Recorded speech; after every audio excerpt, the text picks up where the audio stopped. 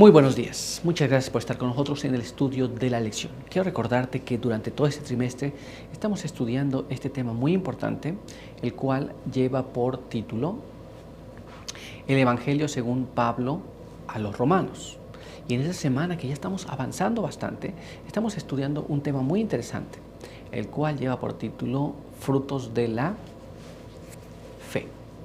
Y quiero que juntos vayamos allá para recordar el texto que estamos aprendiendo, el cual se encuentra allí en el libro de Romanos, capítulo 5, verso 1 y verso número 2, el cual dice así: Justificados, pues, por la fe, tenemos paz para con Dios por medio de nuestro Señor Jesucristo, por quien también tenemos entrada por la fe a esta gracia, en la cual estamos firmes y nos gloriamos en la esperanza de la gloria de Dios. Con este pensamiento, quiero invitarte para que juntos podamos ir a Dios en oración. Acompáñame. Padre eterno que está en los cielos, santo y bendito sea su nombre. Queremos agradecer en esta mañana por el descanso que nos da, la luz del día, por sus bendiciones y su misericordia. Queremos pedir que nos guarde, que nos ayude, quede con nosotros. Y al estudiar su palabra pedimos que su buen espíritu pueda mostrarnos las cosas que hemos de saber para el día de hoy. Bendíganos en el nombre de Jesús. Amén. Muy bien, pues vamos a continuar en nuestro estudio para el día de hoy. Hoy tenemos un apartado muy interesante, el cual se titula Reconciliados por la sangre de Cristo. Y nuestra primera pregunta nos dice así: ¿cómo nos libra Jesús de la ira de la ley contra los pecadores? Esto es, la ley describe el pecado y luego pide que se pague la sentencia por el pecado. Muy bien. Y ahora la pregunta es: ¿cómo nos libra Jesús de la ira de la ley en contra de esos pecados? Bueno, vamos a ver lo que la palabra de Dios nos instruye sobre este asunto. Leamos lo que está escrito aquí en el libro de Romanos, capítulo 4. Romanos, capítulo 4. Y ahí vamos a leer el verso número 15. Veamos lo que nos dice. Porque la ley produce ira, y donde no hay ley, tampoco hay transgresión. Muy bien, la Biblia nos dice que la ley produce ira, pero donde no hay, dice allí que no hay ley, tampoco hay transgresión. Pero donde sí hay ley, hay ira. Ahora, vamos a ver qué más nos dice la Biblia sobre este asunto. Vamos a leer lo que está escrito aquí en este siguiente párrafo, en Romanos capítulo 5, pero ahora vamos a leer el verso número 9. Leamos aquí.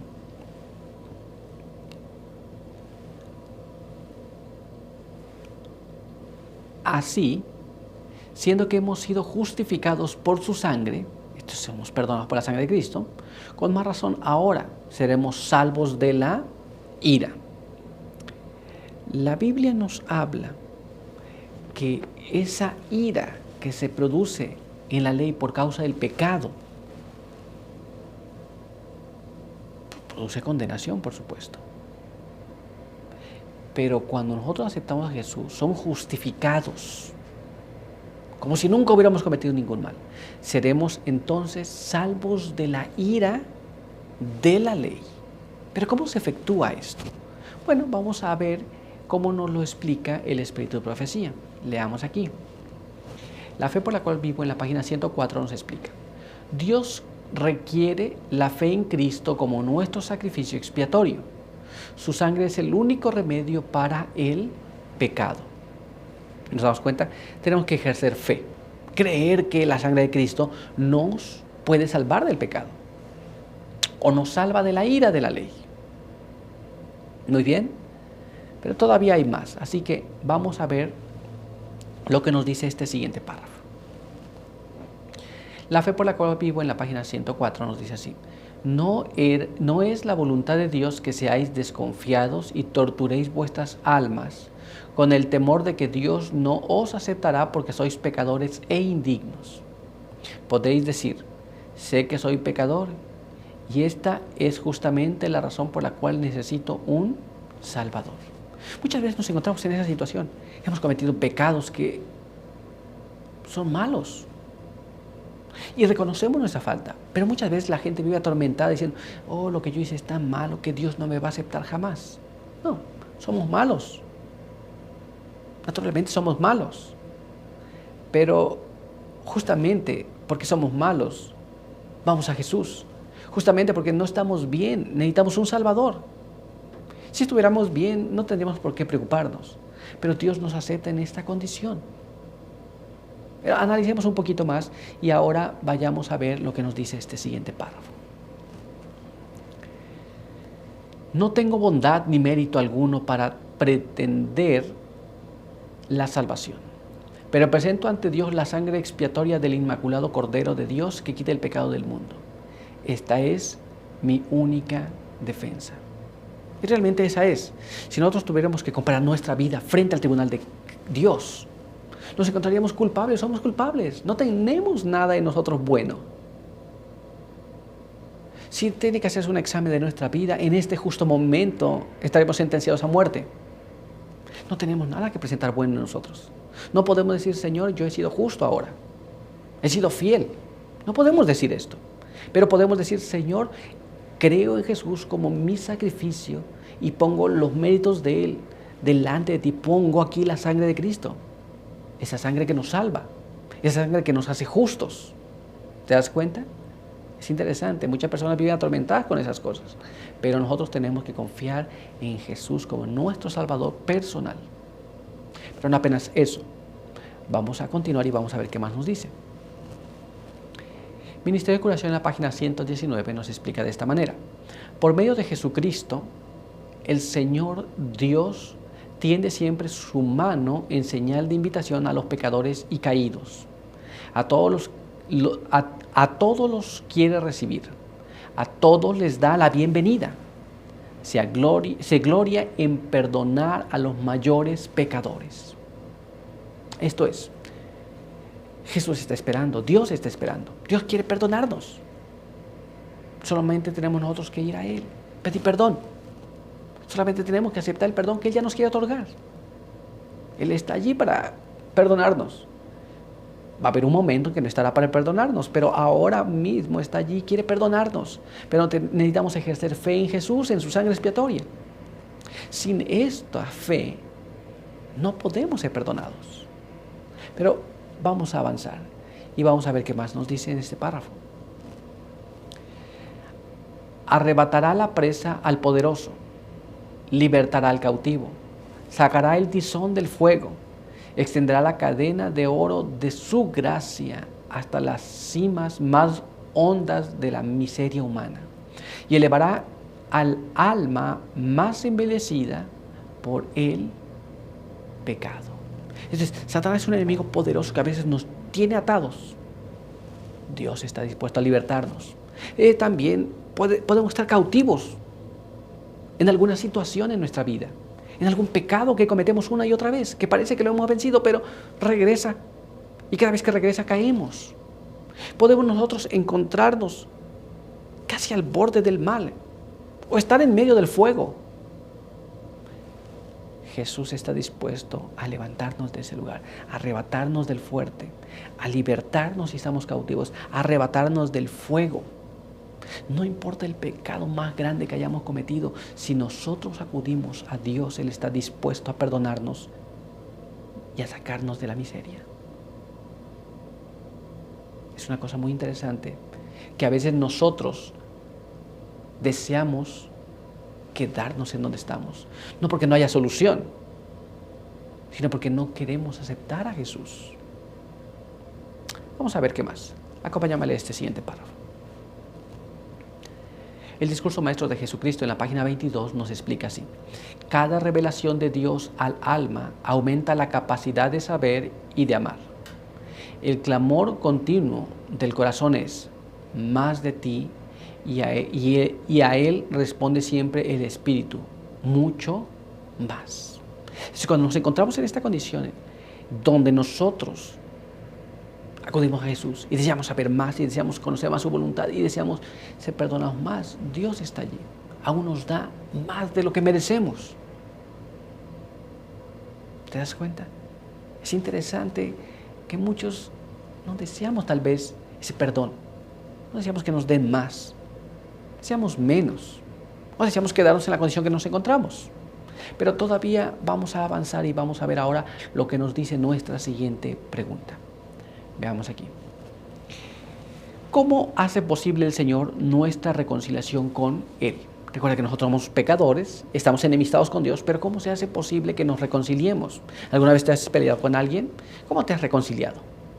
¿Qué haces para traer paz a esta relación que se rompió por alguna situación?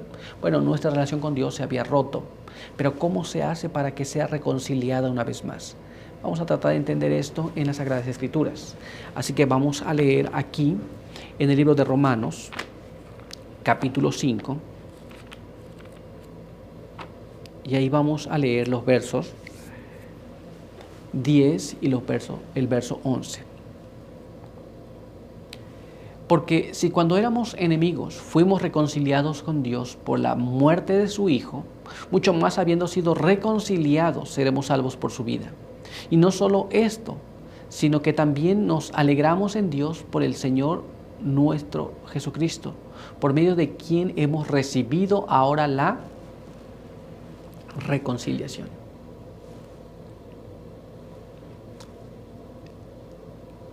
¿Cómo se hizo posible esa reconciliación? A través de la muerte de Jesús. Por su muerte, cuando éramos enemigos de Dios, fuimos reconciliados. Por su vida, aún seremos más salvos. ¿Te das cuenta?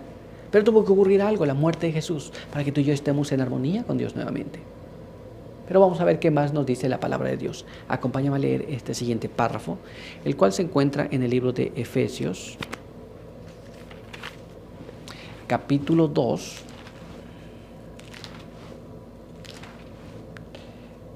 y ahí vamos a leer los versos 13, 14 y después el verso 16. Leamos aquí. Pero ahora, en Cristo Jesús, vosotros que en otro tiempo estabais lejos, habéis sido acercados por la sangre de Cristo. Porque Él es nuestra paz, que de los dos pueblos hizo uno, derribando el muro divisorio de enemistad y reconciliar con Dios a ambos en un solo cuerpo, mediante la cruz, matando en ella la enemistad. Interesante. Por medio de la muerte de Cristo, tú y yo somos reconciliados una vez más. De los dos pueblos ahora hizo uno. Vamos a dejar que el Espíritu de Profecía nos explique. Y vamos a leer este siguiente párrafo.